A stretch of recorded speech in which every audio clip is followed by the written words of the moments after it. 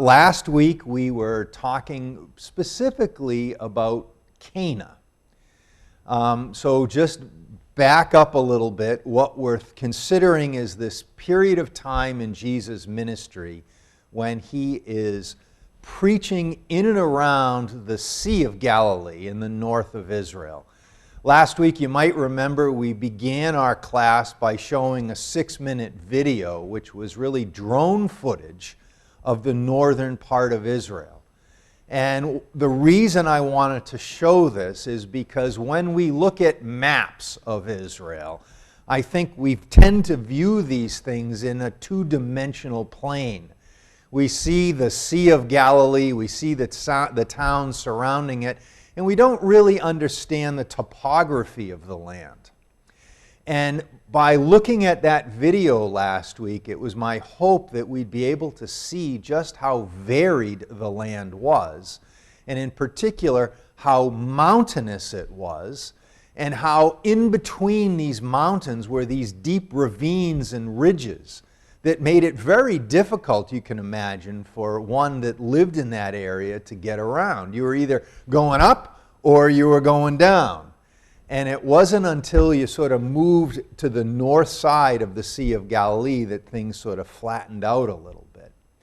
And as a result, as a result of this topography, we saw that many people who traveled would travel along something called the Way of the Sea. This was an international highway. And the highway went from Egypt all the way up to the Sea of Galilee, and then on, either to Syria or down the Fertile Crescent to Babylon. And it was the only way, really. It was the main highway that people would travel. But here's Jesus living in the town of Nazareth, this little village. And this little village, all of a sudden, as the main highway goes north, it comes to this ridge, this mountainous ridge. And on the top of this ridge is the city or the village of Nazareth with a couple hundred people living in it. And instead of traveling up over the Nazareth ridge, the highway, the Way of the Sea, diverted. And you could either go to the left around the Nazareth ridge, or you could go to the right around the Nazareth ridge, and then they would meet on the other side.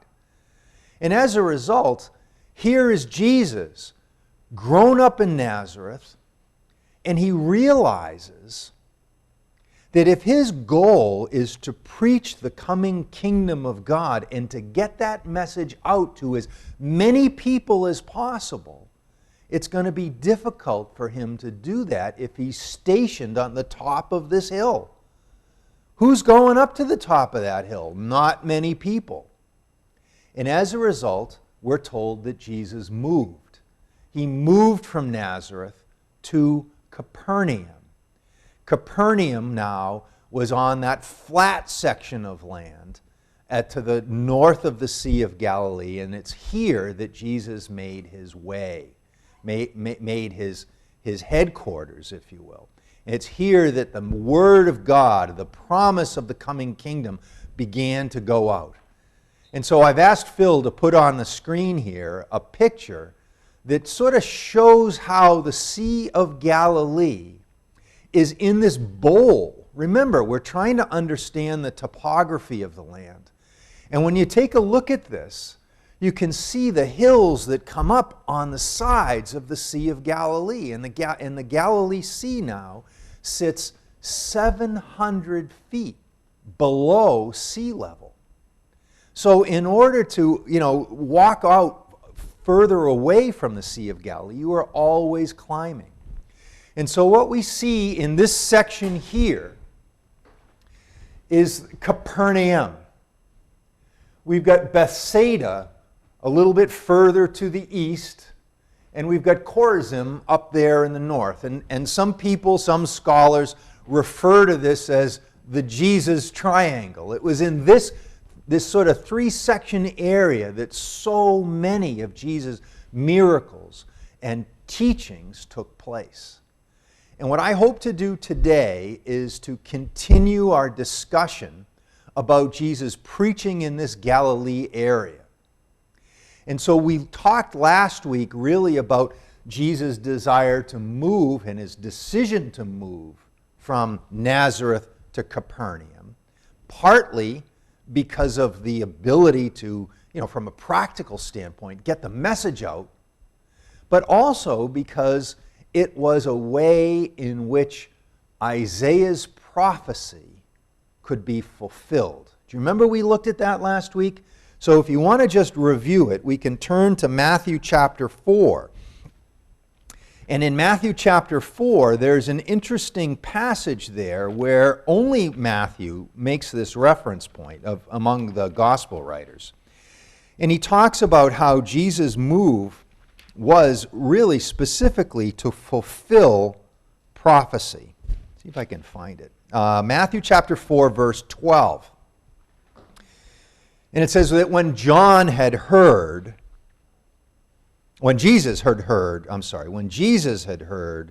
that John had been in prison, he returned to Galilee. Okay, so he's leaving Jerusalem now. He's going north to Galilee. He realizes that the atmosphere for preaching a coming kingdom is a very dangerous thing. It's so dangerous that John the Baptist was imprisoned. So Jesus gets out of the hot spot of Jerusalem and he travels north to Galilee.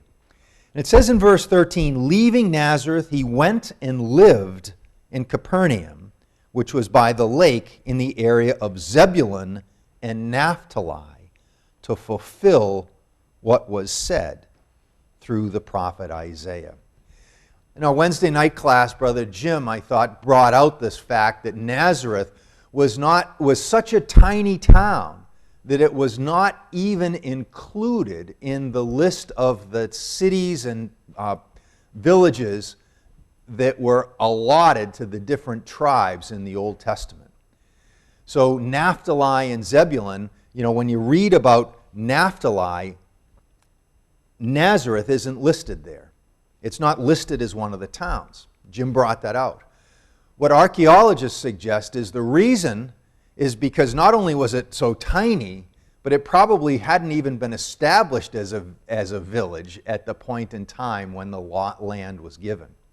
And so what Matthew says is the reason Jesus moved was also to fulfill this prophecy. And that's described here in Matthew chapter 4, and it's referencing a prophecy from Isaiah.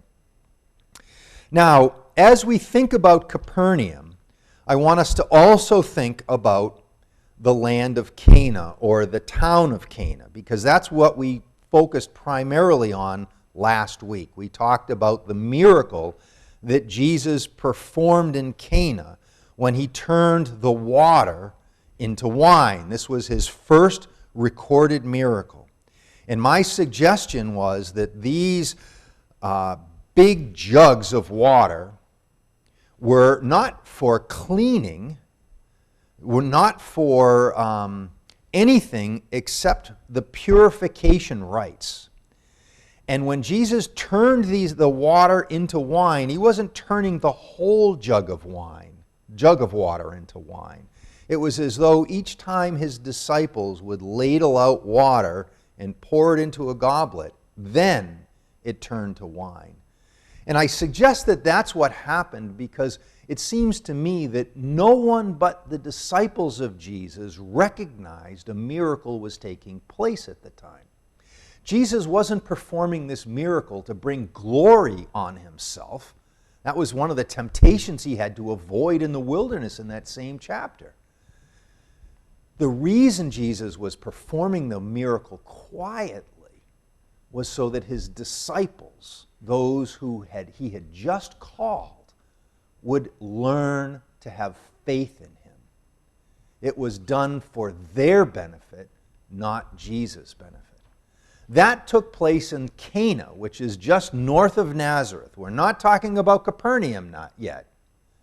But what we find next is that there is a reference to Capernaum when we come to the second miracle we read about taking place in Cana. So I would like for us to turn there for a moment. And what we're going to do is we're going to look at John now. We're back in John. And this time we're going to turn to John chapter 4.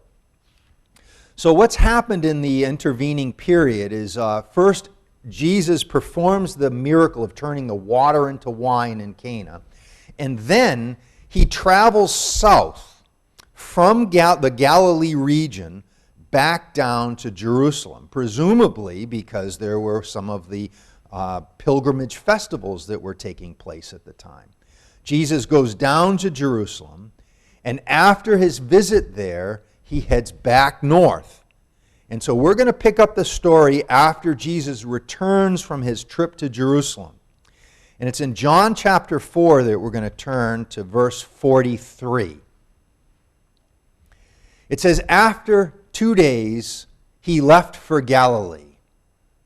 Now, Jesus himself had pointed out that a prophet has no honor in his own country. That's probably referring to Jerusalem, Judea, when he's talking about his own country, because they rejected him in Jerusalem.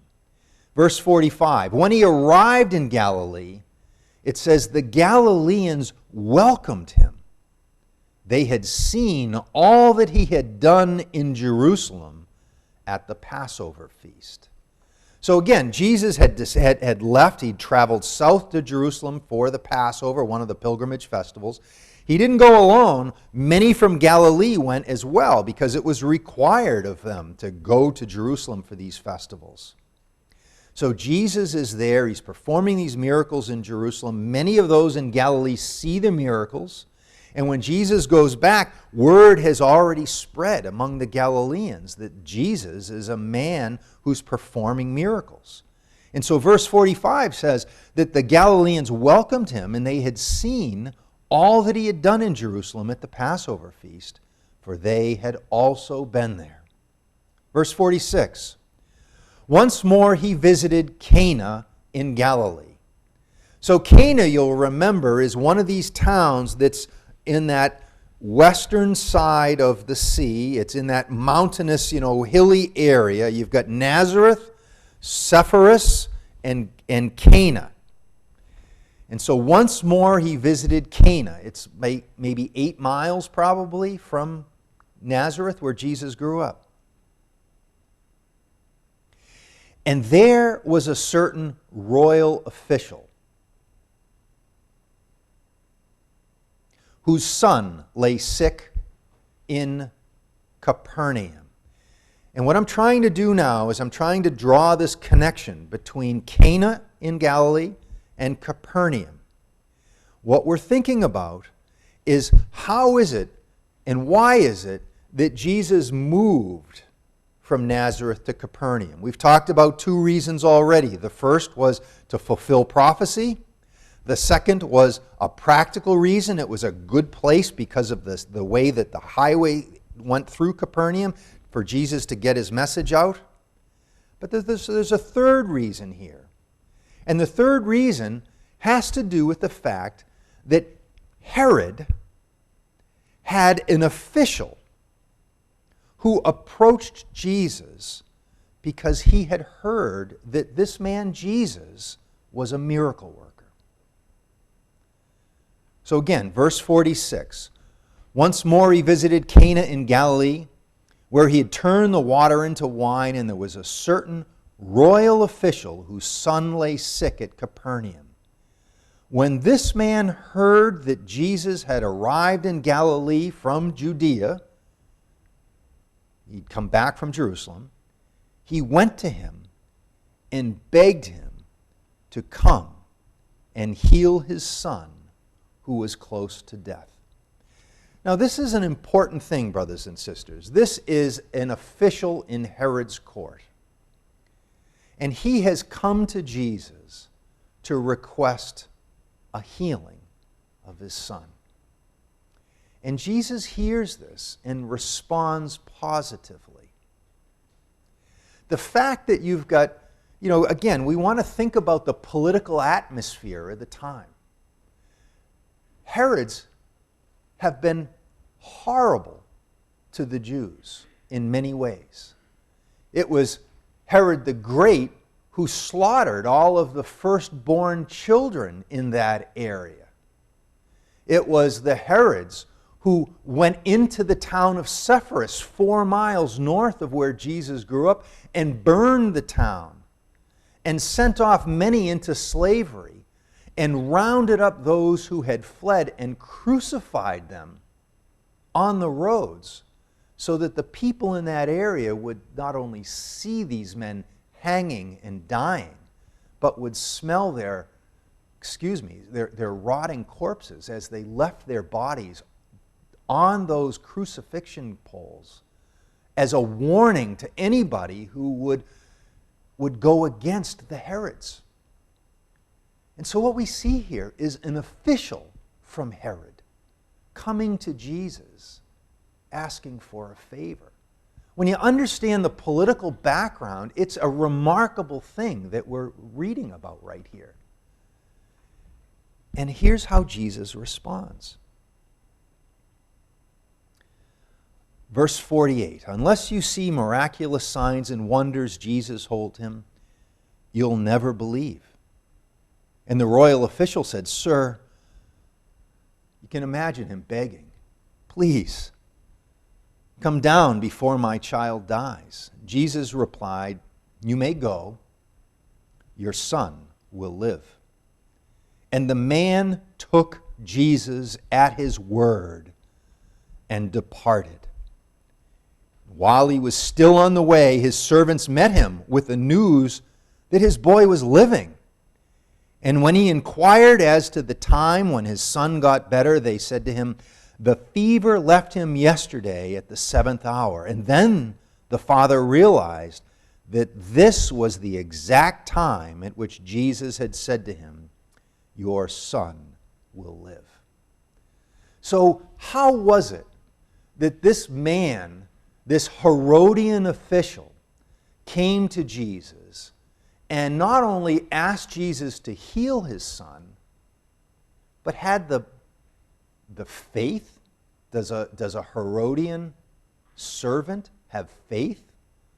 How was it that he had the trust to know that when Jesus said, go on your way, your son will be better, that Jesus was good for his word? And one thought, brothers and sisters, is that the reason this Herodian official was able to trust Jesus is because he came from Capernaum and another miracle took place in Capernaum that perhaps the Herodian official had heard about. I'd like to have you turn with me to Luke this time, chapter 7.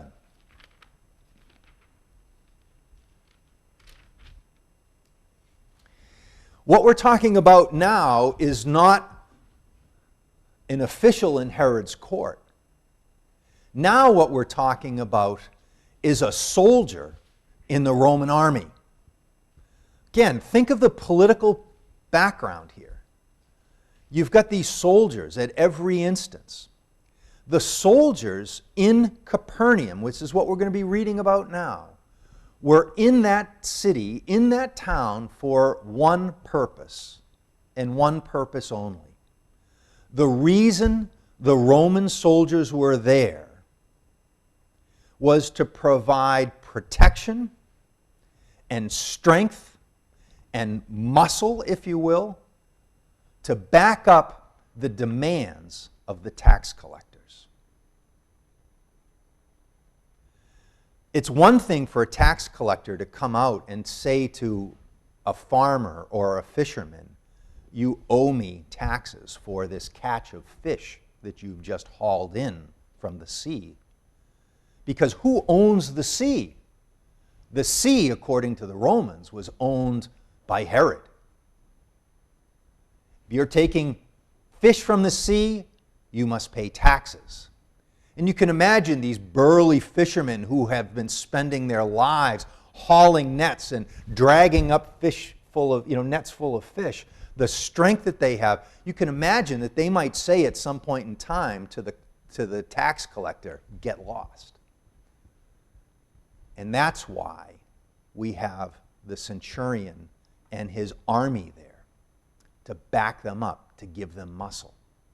Furthermore, what we know is that the highway, this international highway that went from Egypt in the south to Syria in the north and down the Fertile Crescent to Babylon, went right through Capernaum. And so they decided that this would be a perfect place for a toll booth, for a customs house. And this is where Matthew lived. So whenever there were traders, whenever there were merchants, they would have to come through Capernaum, go to the toll booth, the customs house, and pay their tax. And the centurions were there. The centurion and his force was there to provide the muscle to back up the demands of the tax collectors. So in Cana, we have the Herodian official who comes to Jesus, I think, having heard the story that we're going to read about here in Luke chapter 7. Because the Herodian official came from where? What town was he from? Where was his son living and dying? Capernaum. Traveled all the way from Capernaum up the hills to Cana and said to Jesus, "Do me a favor, heal my boy."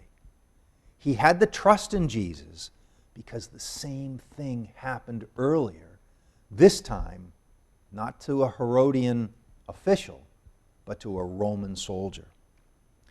When Jesus, chapter 7, Luke 7, verse 1, when Jesus had finished saying all this in the hearing of the people, he entered Capernaum. There a centurion's servant, whom his master valued highly, was sick and about to die.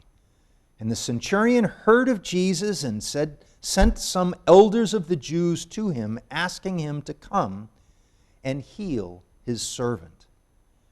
And when they came to Jesus, they pleaded earnestly with him, "This man deserves to have you do this because he loves our nation and has built our synagogue." Think about that. A Roman soldier who, according to the townspeople, loves the nation of Israel. He's not one of those guys that's always looking to, see a Jew and say, "Carry my pack a mile." He's not one of those guys that's intimidating all of the Jews at every street corner in Jerusalem. He's one who loves the nation, and furthermore, he actually built the synagogue in Capernaum. He's the one that built our synagogue. This is the synagogue where Jesus went and preached. This is the synagogue that archaeologists have dug up and discovered. This is the man that funded the building of that place. So verse 4, when they came to Jesus, they pleaded earnestly with him, "This man deserves to have you do this because he loves our nation and has built our synagogue." So Jesus went with them. He was not far from the house of the centurion when the centurion sent friends to say to him, "Lord, don't trouble yourself, for I do not deserve to have you come under my roof." I want to make a point here, brothers and sisters. This, I think, gives you an idea as to the love that this Roman soldier had toward the Jews. You see, if a Jew went into the home of a Roman, that Jew, upon entering that home, would become unclean, ceremonially unclean. And understanding that, the Roman soldier then sends word to Jesus and says, "Don't come into my home."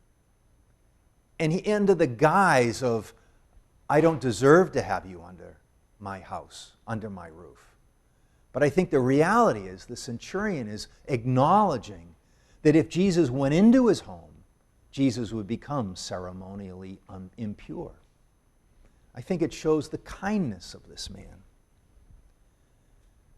He says in verse 7, "That's why I did not even consider myself worthy to come to you. But say the word, and my servant will be healed. For I myself am a man under authority, with soldiers under me. I tell this one, go, and he goes, and that one, come, and he comes, and I say to my servant, do this, and he does it. And when Jesus heard this, he was amazed at him and turned to the crowd following him and said, I tell you, I've not found such great faith, such great trust in all of Israel. Then the men who had been sent returned to the house and found the servant well. You can imagine how this story spread out in the town of Capernaum, particularly among those who networked together. What do I mean by network? A network is those who meet together under a common basis, that have some common basis. As believers in Jesus, that's our network. That's our common that's the common thread that brings us together. How is it that we would be able to have conversations like this if we weren't brought together by some common denominator? The common denominator among the Roman soldier and the Herodian servant was an allegiance to Rome. And they traveled in the same circles, I imagine. And so it's not beyond the scope of imagination to think that when this centurion's servant was healed, that he shared that news with others in his network. And I would guess that one of those who heard the story, of course, was the man who sent servants or himself went to Cana to ask a favor of Jesus. I think it's a great, I think when you consider the political environment, what Jesus is doing here is just masterful. He's giving glimpses of what the coming kingdom of God will be like. He's healing people of their diseases. He's removing, temporarily anyway, the consequences of sin, where we are all dying creatures. And in a way, it's as though he's showing in a form of coming attractions what the kingdom will be like. And he's showing it not just to those in the house of Israel, but he's showing it to those whose allegiance is to Rome too. And so, we find Jesus now moving from Nazareth to Capernaum. He knows that in Capernaum, he has the backing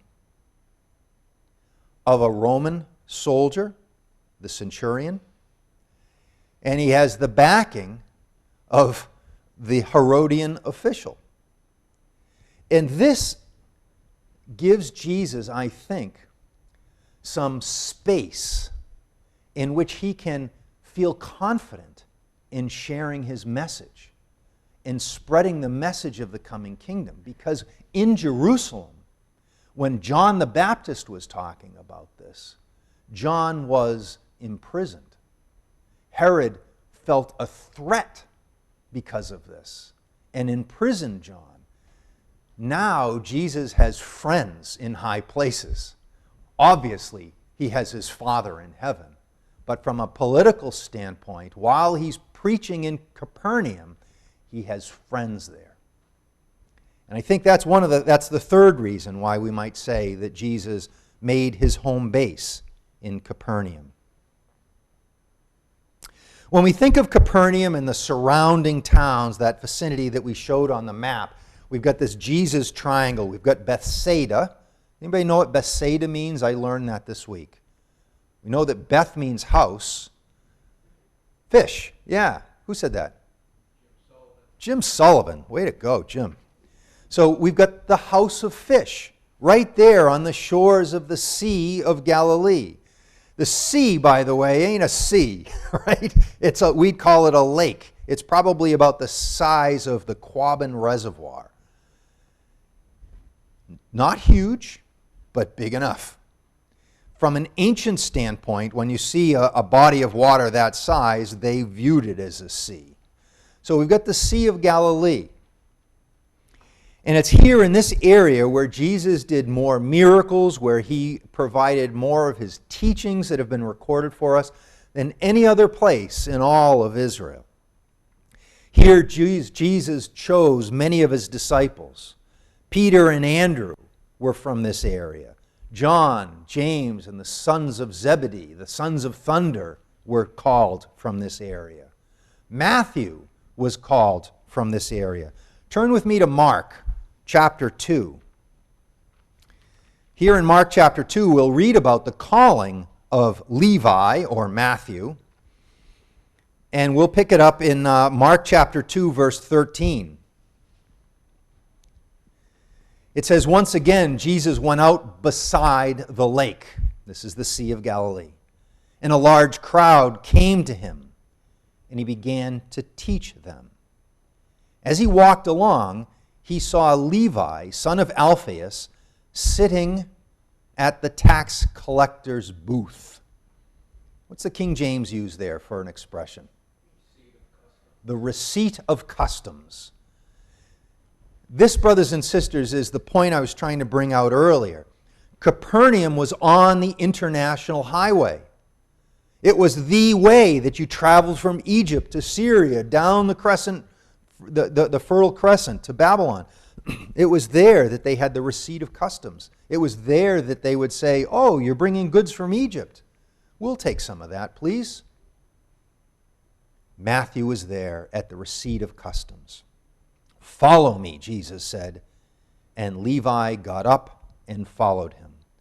When Jesus was having dinner at Levi's house, many tax collectors and quote-unquote sinners were eating with him and his disciples, for there were many who followed him.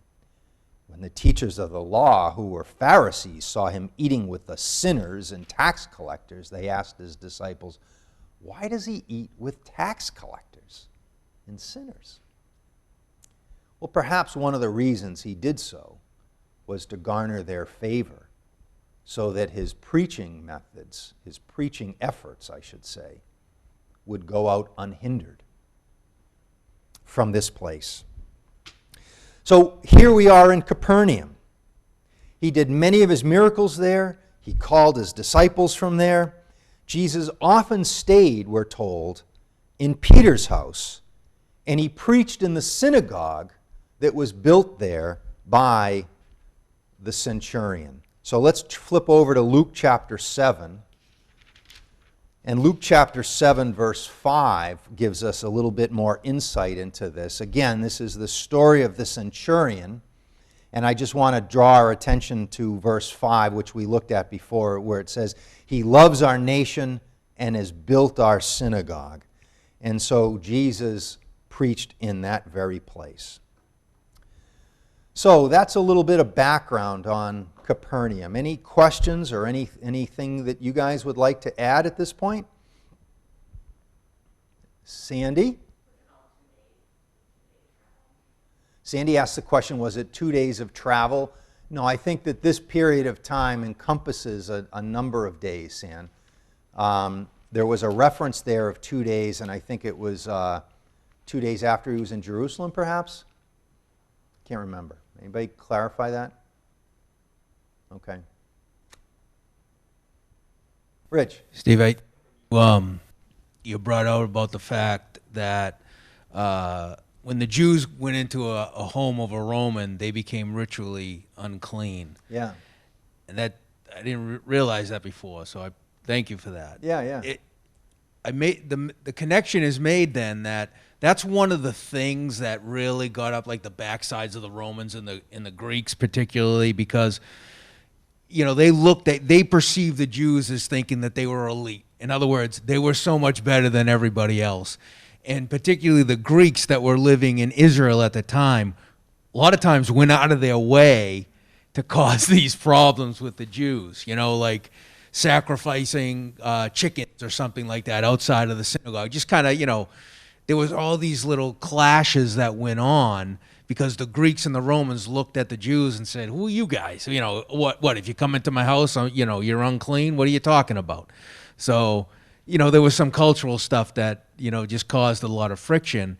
And then up in Galilee, it was like a hotbed, and I think you brought this up, a hotbed of like revolts and, the zealots were all up in that area, and that was really the area that the Romans went into first before they went down to Jerusalem. They wiped out Galilee. That's right. Completely so we talked about wiped it when out. you were on vacation, but Okay. you had the town of Sepphoris. Yes. High on the hill. Jesus references it in the Sermon on the Mount that says, can a city on a hill be hid? And so when there was this first, after Herod died and the land was divided, there were all sorts of uprisings. Now's our time to take over. Now's our time to free ourselves from Roman rule. One of those that sort of rebelled was Jesus of Galilee. Not Jesus of Galilee. What was his name? Joseph. Was it Joseph? Anybody remember? I talked about it 2 weeks ago. I forget now. Judas. Yeah, Judas. Yeah. Judas of Galilee. And he went in to the area where they kept all the ammunition, all of the weapons, the armory. And the Romans and Varus came down, and he was the one that just destroyed Sepphoris. So that started, it was a hotbed, and the Romans came in, they crucified all these people. And what's interesting is, fast forward in time now, after the death and resurrection of Jesus, we find ourselves in the Great War against Rome. We've got Romans coming into Jerusalem. Where did those redcoats, if you will, from thinking of the War of Independence, when you had those who were in the States but who had allegiance to England, where did they go? Those that were in Jerusalem and had allegiance to Rome, where did they go? They went to Sepphoris. That's where the Pharisees went. That's where Josephus went. They went to the very area that was completely destroyed before. The reason they went to that area after the Great War was because they had, in essence, learned their lesson. They had realized that if you go up against Rome, this is what can happen. So it was a great hotbed until it wasn't. Yeah. So Jesus now has left this hotbed area. He's gone to Capernaum. He's got friends there in Capernaum with the Romans, if you will. He's got a great network that will allow people to go out and share the gospel in a very easy way. Turn with me to Matthew chapter 9. Matthew chapter 9, verse 35. This is the sort of the last section of passages before Jesus sends out his disciples into the world to preach the gospel. And so when we come to Matthew chapter 9, verse 35, we read this. Jesus went through all the towns and villages, teaching in their synagogues, preaching the good news of the kingdom, and healing every disease and sickness. This is the area of Capernaum. This is the area of Bethsaida. This is the area of Chorazin. This is that Jesus triangle that we showed on the map. Jesus went through all the towns and villages, teaching in their synagogues, preaching the good news of the kingdom, healing their every disease and sickness. And when he saw the crowds, he had compassion on them, because they were harassed and helpless like sheep without a shepherd. They were harassed and helpless. This was the life of the Jew under the oppression of the Romans. This was the life of the Jew under the oppression of the Jewish elders, those religious leaders who required high taxes and required, the payment of tithes and a lot of things that went over and above the law. The life of the Jew in that area was a hard life, and Jesus, we're told, had compassion on them. The fact that he was in Capernaum allowed him to branch out very easily, much more easily than if he stayed in Nazareth. What I want to do now is I want to shift a little bit, and I want to shift over to one of the accounts that is recorded in all four of the Gospels. It's really the only account that's recorded in all four of the Gospels. If we're in Mark, let's look at Mark chapter 6. And we'll be talking briefly now about the feeding of the 5,000. So Mark chapter 6, we'll start in the 29th verse.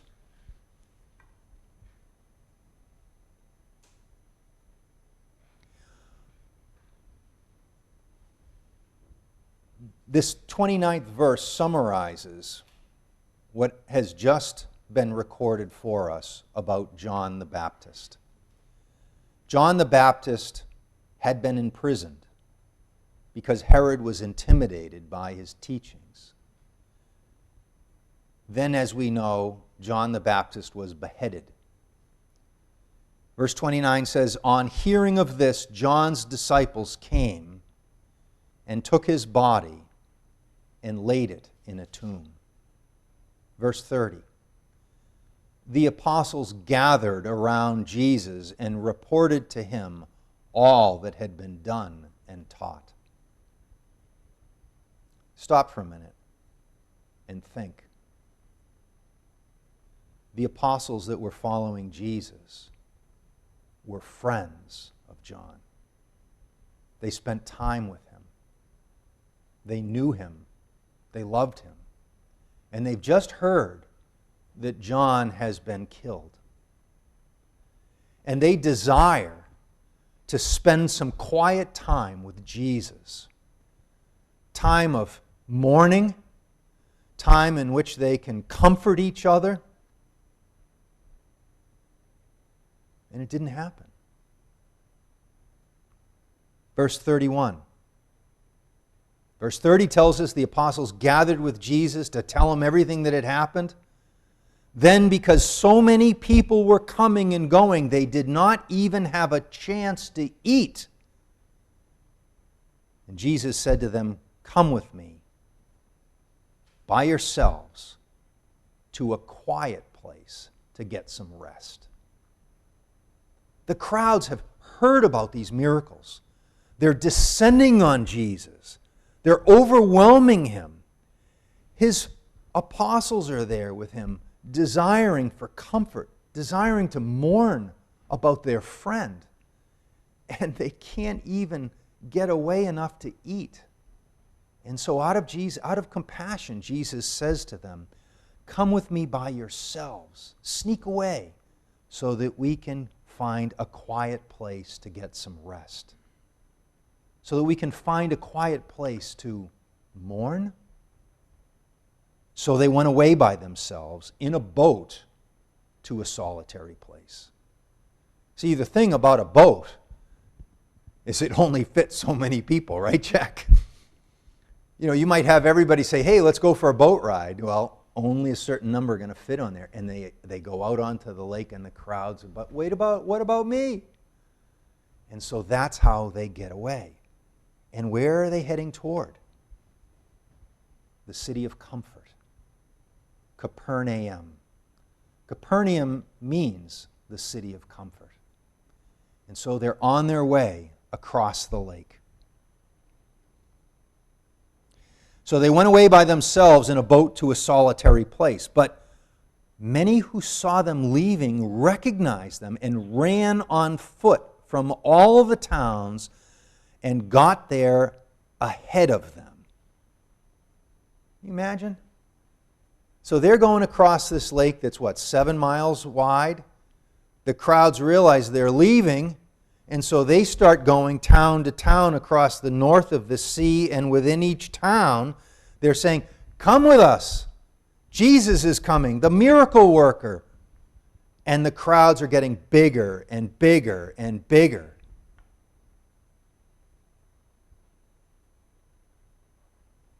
Verse 33. But when many who saw them leaving recognized them and ran on foot to the towns, they got there ahead of them. When Jesus saw a large crowd, he, here's that word again, had compassion on them, because they were like sheep without a shepherd.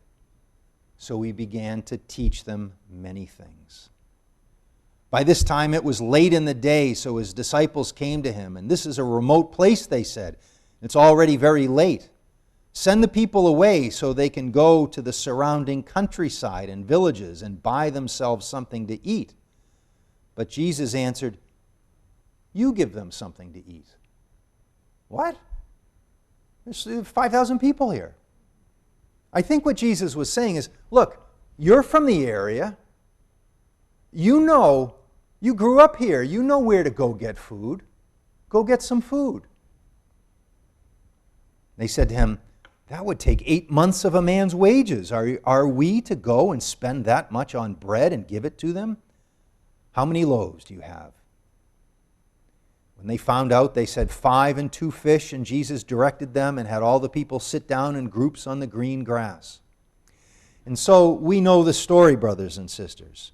So they sailed away from the city of Capernaum, and the crowds ran ahead through the towns and villages, and soon the crowds were bigger than ever before, but Jesus had compassion on them. But you can imagine the disciples who were hurting, who were mourning, who just wanted some time alone with Jesus. You can imagine that maybe they were a little discouraged. Maybe they were a little frustrated. They were tired. They were emotional. They were probably looking forward to some one-on-one time with their master. And as evening approached, they looked for an excuse to send the people away. That's what we read about. Go tell the people to go get something to eat. We're in a remote place. It was an excuse. They wanted time with Jesus. We turn to John chapter 6 for additional detail on this.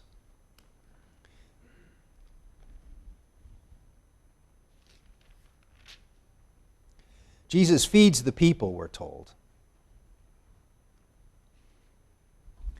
They think that Jesus is the prophet that's described in Deuteronomy chapter 18. And what time is it? Oh, we're running out of time.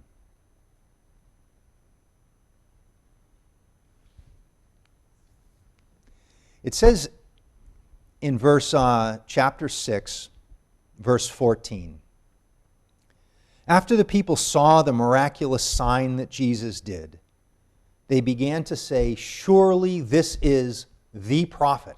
This is the prophet in Deuteronomy 18, who is come to the world. Jesus, knowing that they intended to come and make him king by force, withdrew again to a mountain by himself. This is really important. Jesus, the people wanted Jesus to be the king. They were tired of being oppressed.